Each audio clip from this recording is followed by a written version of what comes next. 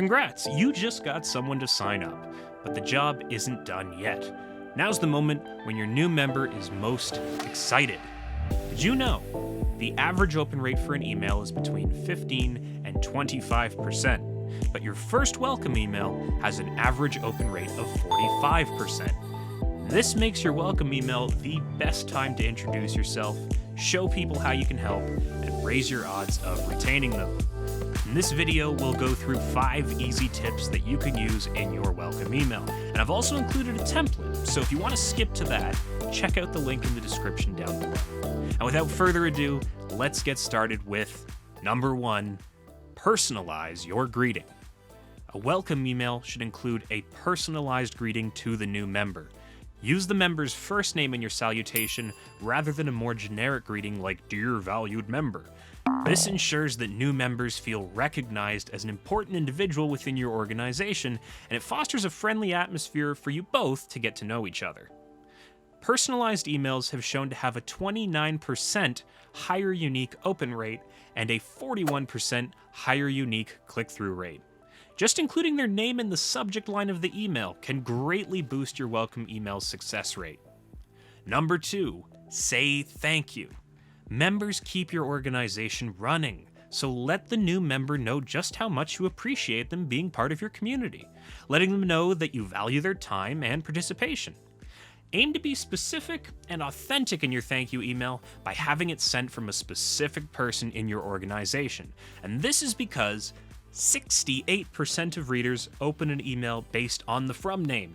So avoid sending your welcome email from noreply@yourorganization.com and start using names and signatures of real people from your organization.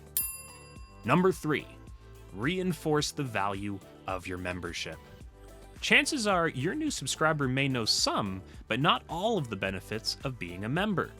Your welcome email is an excellent place to refresh them on the value of being part of your club or organization. Highlight any benefits your new member may want to utilize immediately, and this could include things like exclusive events, resource libraries, and discounts. You want to help your new members see a quick reminder of exactly why they signed up. A quick bulleted list of all they can benefit from during their membership is an easy way to demonstrate that value. Number 4, explain what new members can expect. Your welcome email sets the stage for what's next. You send it very soon after the member has signed up, but that doesn't mean it's all you'll do to help welcome them. Remind them that there's more to come by listing exactly what they can expect next. Now, this could include a new member welcome packet, a full onboarding series through webinars, or a call from you and other support staff. Now, this is because 45.8% of readers unsubscribe due to being emailed too often, and 31.6% found content to be irrelevant. By setting expectations on what type of content and when you're sending them, your new members know what they can look forward to without any nasty surprises. Number 5, share more about your organization, but keep it short. Orient your new members by including a brief introduction to your organization, things like your mission, values, vision, maybe a little history. This helps connect your new member to your organization's work. Just be sure to keep it short because 53% of emails are opened on mobile devices.